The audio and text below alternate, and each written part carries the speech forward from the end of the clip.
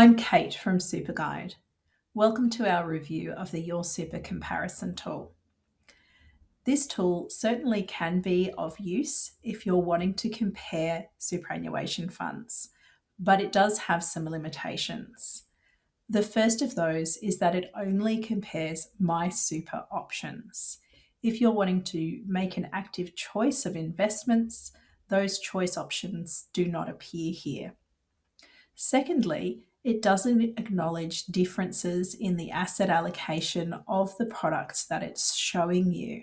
So you need to make yourself aware separately of how the products are invested to make sure that you're making a fair comparison. Lastly, there is some difficulty with how the fees are disclosed in the tool. It's certainly very helpful to disclose fees and important that you consider those in a comparison. But the tool doesn't differentiate between fees that are deducted directly out of your account versus fees that come out before the investment return is calculated. And that can be critical. So let's look at those aspects. The first thing that you'll see when you visit the tool is this button that invites you to log in with MyGov. You can certainly do that if you would like to, and if you do, what it does is pulls through your most recent superannuation balance that's available to the ATO, usually your 30 June balance, and also the name of your super fund or funds if you have more than one. If you already know your super information, you don't need to log in. The tool will still function perfectly. Let's continue down and I'll show you how to tailor the tool if you haven't logged in with MyGov. What you need to do is click this filter button and you can then put in your personal details. So let's start with someone who's aged 25 and has only $5,000 in their super. Then we can see you can choose in this investment performance menu whether you want to compare all funds, only performing funds, only underperforming funds. I'm not sure why you would want to do that, or only funds that have not been assessed. What this is referring to is the APRA performance test, which is performed annually. A fund will be found to be underperforming if its actual return is 0.5% or more below the benchmark that APRA calculate. If it's showing as not assessed, that means that the product hasn't existed for long enough for APRA to apply the performance test. This year, a product has to have been available for 6 years at least to have a 6-year performance history for APRA to apply the test to. If it's newer than that, it will show as not assessed. We'll just choose all, so we see all the different options. Lastly, here you can exclude restricted funds. I will do that. What a restricted fund is one that's not available to the wider general public. So, for example, Qantas superannuation is a restricted fund. It's only available to people who work for Qantas and perhaps their spouses. Then we can view the results. So you can see the tool generates a simple ranking table. And by default, it ranks from lowest fee to highest fee. Now, while fees are certainly a very important consideration when choosing a fund, they're not the only thing to take into account. And what could be even more important is the investment return. So what I'll do is actually select here the investment return, and instead the tool will re-rank everything from highest performance to lowest. And that might be more informative when making a decision. It does still display the fees, so you can still consider those in your comparison. We can see now that the table looks quite different.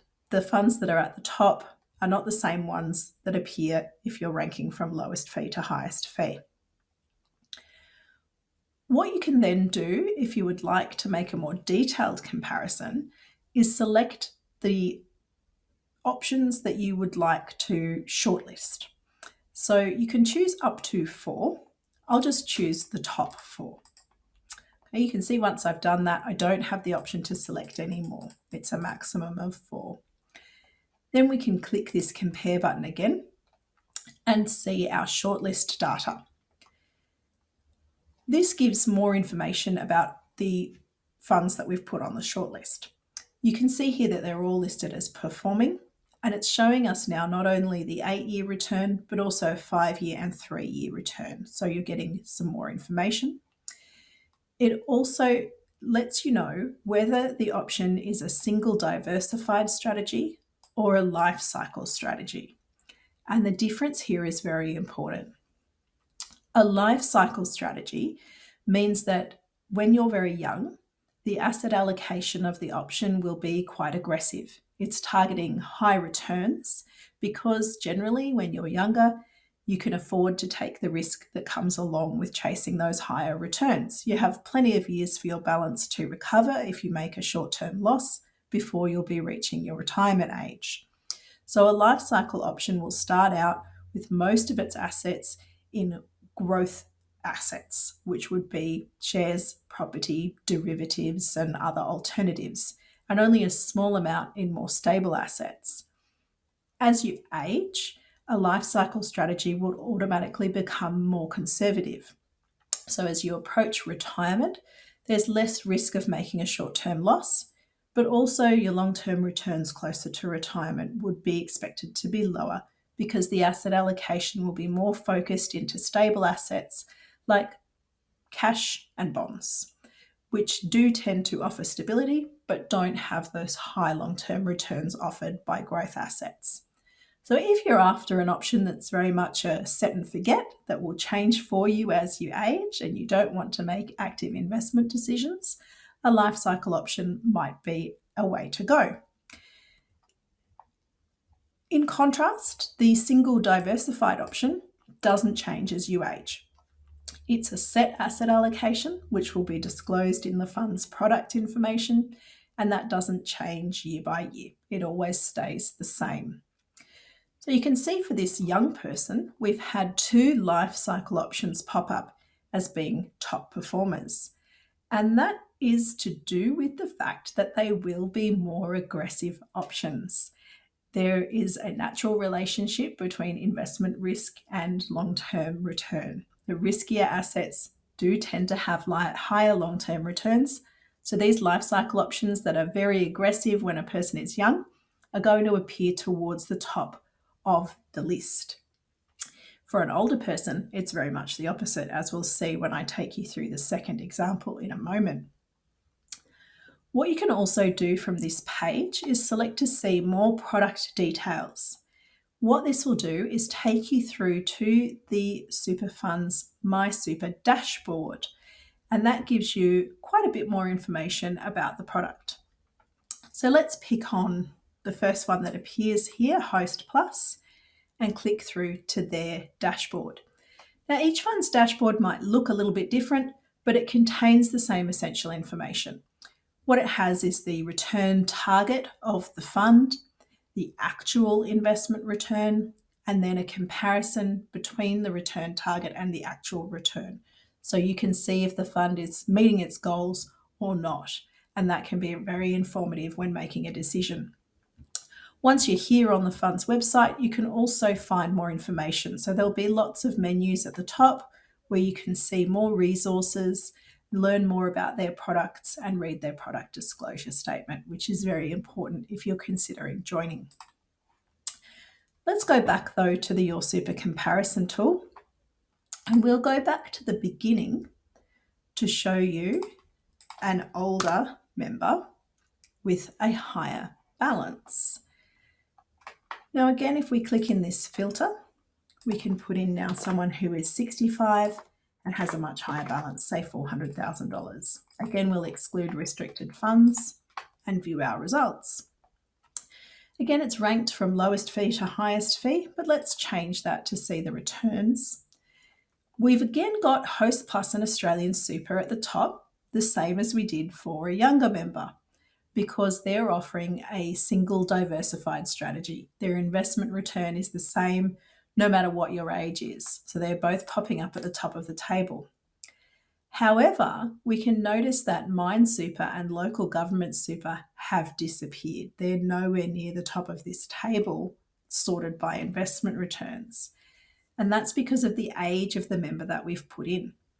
An older member, someone who's 65, in a life cycle option is going to be geared towards much more conservative assets of cash, bonds, and other fixed interest securities.